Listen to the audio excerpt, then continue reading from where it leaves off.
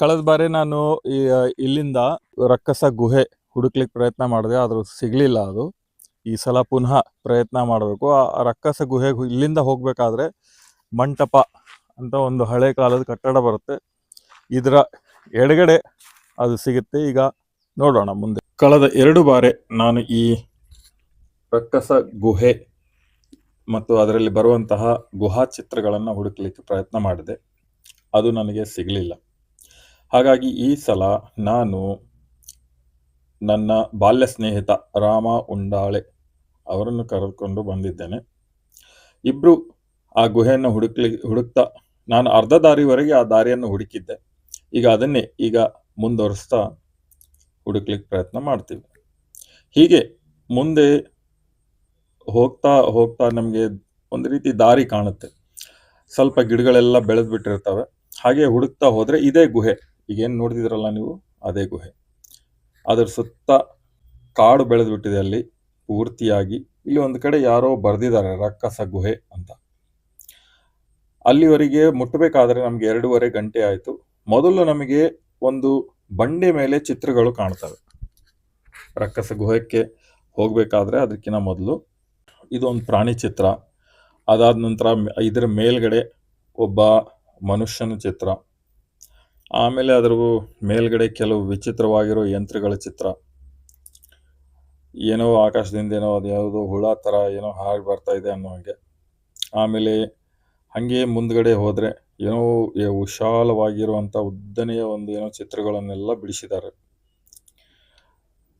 ಅದರಲ್ಲಿ ಕೆಲವು ಯಾವ ಚಿತ್ರಗಳು ಸರಿಯಾಗಿ ಏನೋ ಅರ್ಥ ಆಗುವಂತಿಲ್ಲ, ಕೆಲವು ಮಾಸಿ ಹೋಗಿದ್ದಾವೆ. ಈ ಚಿತ್ರ ವಿಶಾಲವಾಗಿರುವಂಥ ಬಂಡೆ ಇದು, ಮತ್ತು ನೇರವಾಗಿ ಇಲ್ಲಿ ಕೆಳಗಡೆ ಒಂದು ಟಿವಿ ಥರ ಕಾಣ್ತು.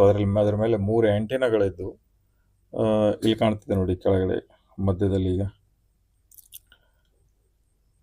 ಇದೆ ನೋಡಿ, ಟಿವಿ ಥರ ಕಾಣ್ತು. ವಿಶಾಲವಾಗಿರುವಂತಹ ಬಂಡೆ ಇದು. ಈ ಸ್ಥಳಕ್ಕೆ ಬರಬೇಕಾದ್ರೆ ಒಬ್ಬೊಬ್ಬರೇ ಬರೋ ಹಾಗಿಲ್ಲ. ನಿಮಗೆ ಕಾಡಲ್ಲಿ ಚೆನ್ನಾಗಿ ಸುತ್ತಾಡಿ ಏನಾದರೂ ಅನುಭವ ಇದ್ದರೆ ಬರಬಹುದು. ಆ ರೀತಿ ಯಾವ ಅನುಭವ ಇಲ್ಲ ಅಂದರೆ ಕನಿಷ್ಠ ಪಕ್ಷ 10 ಜನ ಒಟ್ಟು ಸೇರಿ ಬರಬೇಕು. ಈಗಾಗಲೇ ನಾವು ಆ ವಿಶಾಲವಾಗಿರುವಂಥ ಬಂಡೆ ಮೇಲೆ ಇರುವಂಥ ಬಂಡೆ ಚಿತ್ರಗಳನ್ನು ನೋಡಿದ್ದೀವಿ. ಈಗ ರಕ್ಕಸ ಗುಹೆಗೆ ಹೋಗ್ತಿದ್ದೀವಿ ಹುಡ್ಕೊಂಡು. ಇದೆ ರಕ್ಕಸ ಗುಹೆ. ಸ್ವಲ್ಪ ಮುಂದ್ಗಡೆ ಹೋದರೆ ನೋಡಿ, ಇದು ಒಳಗಡೆ ಸುಮಾರು 50 ಜನ ಮಲಗಬಹುದು. ಒಬ್ಬ ಮನುಷ್ಯನ ನಿಲ್ಲುವಷ್ಟು ಜಾಗ ಇದೆ. ಮತ್ತು ಇದರ ಮೇಲ್ಗಡೆ ಎಲ್ಲ, ಈ ಛತ್ತಿನ ಮೇಲ್ಗಡೆ ಎಲ್ಲ ನಿಮಗೆ ಆ ಗುಹಾ ಚಿತ್ರಗಳೆಲ್ಲ ಕಾಣ್ತವೆ. ಇದರಲ್ಲಿ ಒಬ್ಬ ಹೆಣ್ಮಗಳು ಮಗುವನ್ನು ಹೇರ್ತಾ ಇರುವಂಥ ದೃಶ್ಯಗಳು ಕೂಡ ಇದ್ದಾವೆ ಇಲ್ಲಿ. ಮತ್ತು ಇನ್ನೊಬ್ಬ ಮನುಷ್ಯ, ಕೆಲವು ಚಿತ್ರಗಳು. ಆಮೇಲೆ ಈ ಗುಹೆ ಅತಿ ತಂಪಾಗಿ, ನಾವು ಮಧ್ಯಾಹ್ನ 12 ಗಂಟೆ ಸುಮಾರು ಮುಟ್ಟಿದ್ದೀವಿ. ಎಷ್ಟು ಬಿಸಿಲು ಅಂದರೆ ಅಷ್ಟು ಬಿಸಿಲು ಹೊರಗಡೆ, ಆದರೆ ಒಳಗಡೆ ಎಷ್ಟು ತಂಪಾಗಿತ್ತು ಅಂದರೆ ಅಲ್ಲೇ ಕೆಲವು ಹೊತ್ತು ನಾವು ಒಂದು ಅರ್ಧ ಗಂಟೆ ಅಷ್ಟು ವಿಶ್ರಾಂತಿ ತಗೊಂಡು ಮತ್ತೆ ಹಿಂದಕ್ಕೆ ಬಂದ್ವಿ ವಾಪಸ್. ಈ ಗುಹೆ ಎಲ್ಲಿ ಬರುವಂತಹ ಚಿತ್ರಗಳನ್ನು